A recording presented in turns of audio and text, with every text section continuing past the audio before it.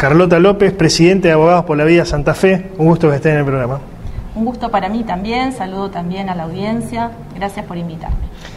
Bueno, se ha puesto nuevamente en el tapete el debate sobre la vida, parecía ya acabado, producto de otra época, cosas juzgadas, de alguna manera, hablando en términos legales, pero bueno, nuevamente está en el tapete, también producto del impulso de que un sector del gobierno nacional está haciendo, no sé si todo el gobierno nacional, pero un sector del gobierno Javier Milei lo está haciendo, quizás para no hablar de lo económico, que es un capítulo que hoy es bastante complejo, ¿no?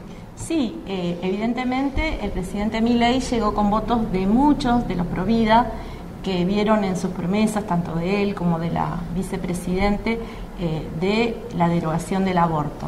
Asimismo, se ha decretado este año como el año de la vida, bueno, de la libertad y de la propiedad también, pero bueno, no puede haber libertad y propiedad si no hay vida, así que vimos con beneplácito desde los grupos Provida que sea este año 2024 el año de la vida. También hubo un capítulo dedicado a la modificación de la ley de los 1000 días, fue la ley que se sancionó junto con la ley del aborto a fines de 2020, bueno, para reconocer desde la concepción al niño y la protección del embarazo de la mamá, pero bueno, eso finalmente fue quitado, pero sí hay proyectos que no han sido presentados, aún que también tienden a la derogación del aborto. Ya hay un ronroneo en los grupos nacionales, de los cuales participo como presidente de Abogados por la Vida, donde estamos trabajando. En realidad, los grupos Provida estamos trabajando desde antes de que se sancionara la ley y después que se sancionó la ley, porque aún con la ley en vigencia hubo muchas cosas y hay muchas cosas que nosotros particularmente los abogados estamos haciendo. Por ejemplo, uno de ellos es el tema de la objeción de conciencia, que se ha coartado tanto, pero nosotros en los grupos hacemos un asesoramiento permanente a los profesionales de la salud que son objetores de conciencia. Tengamos en cuenta que pese a que la normativa dice que el aborto legal es hasta la semana 14, por la ventana entran otras causales que no son legales pero que se han impuesto, y hoy por hoy se están haciendo muchísimos, y digo muchísimos con conocimiento de causa, abortos en el tercer trimestre, cosa que la opinión pública no lo sabe, y no son casos de violación, no son casos, pero que realmente ya aún los médicos que están, digamos, de acuerdo con realizar abortos se están oponiendo a realizar porque son niños completamente viables. Se han perfeccionado las técnicas de asesinar a los niños, porque si se permitieran con las mismas técnicas, los niños nacen con vida.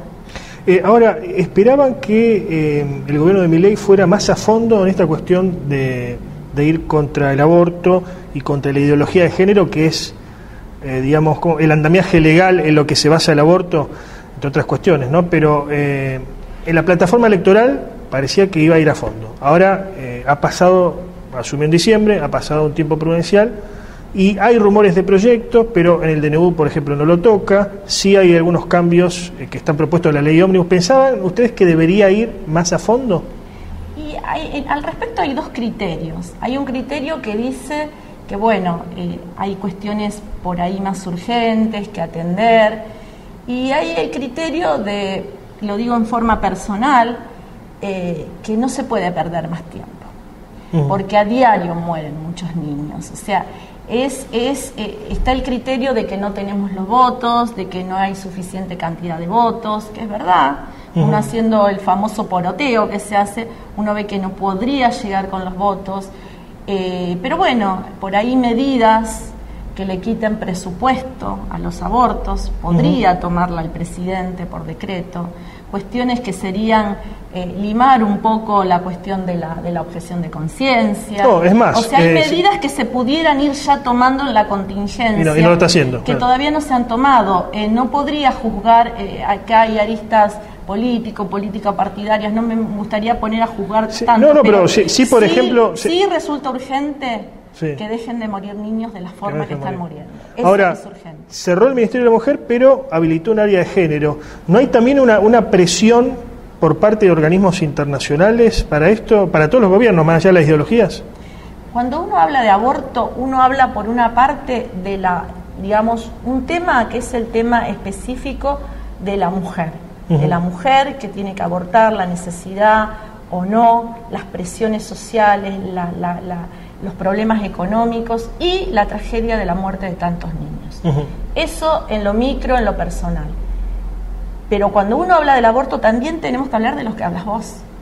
De la política internacional, de las presiones de los organismos y de decisiones políticas que están emparentadas con el aborto.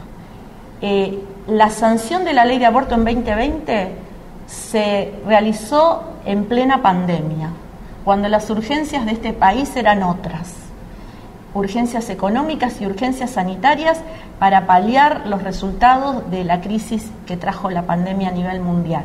Sin embargo, a los pocos días de que se dio sanción a la ley de aborto, vino el famoso préstamo del Fondo Internacional que tomó el presidente Alberto Fernández.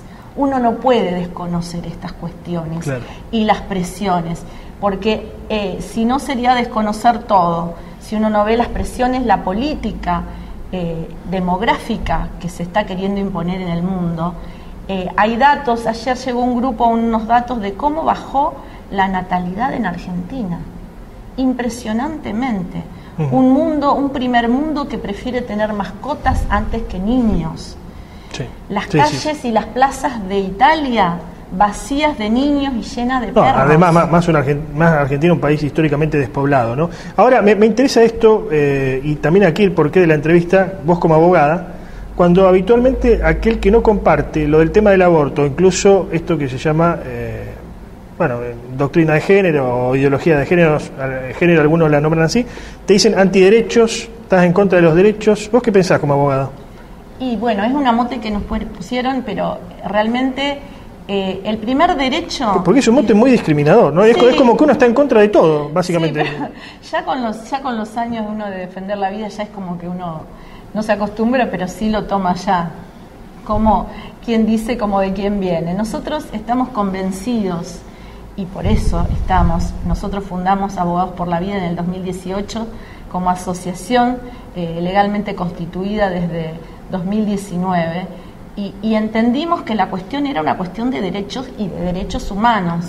Los derechos humanos por ahí tan manoseados como concepto, el concepto de derecho humano, pero el derecho humano fundamental es el derecho a la vida, y que está protegido por nuestra Constitución, y que está protegido básicamente por los tratados internacionales que fueron ratificados e incorporados a la Constitución por el bloque de constitucionalidad a partir de 1994 con la reforma de la Constitución.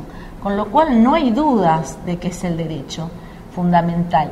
Si te digo, la Constitución de 1853 y la de 1994 no mencionan el derecho a la vida. ¿Pero por qué? Porque era un derecho que pensábamos que era el derecho absoluto y el derecho fundamental, y que nunca estaría en riesgo como está, porque hablamos del aborto, pero viene otro tema, que hay 5 proyectos, hubo en un momento 6, de eutanasia. De diferentes partidos, ratificando lo que un poco decís vos de que es una imposición, porque y de que es algo transversal, y que es no algo específicamente de un partido, ¿no? Y cómo le costaría a un gobierno actual imponer la mayoría en el Congreso. Queda claro. Carlota López, muchas gracias. Gracias a ustedes, gracias Antonio por este espacio que a veces nos es tan difícil acceder a los medios, pero bueno, muy amable. Gracias a la audiencia.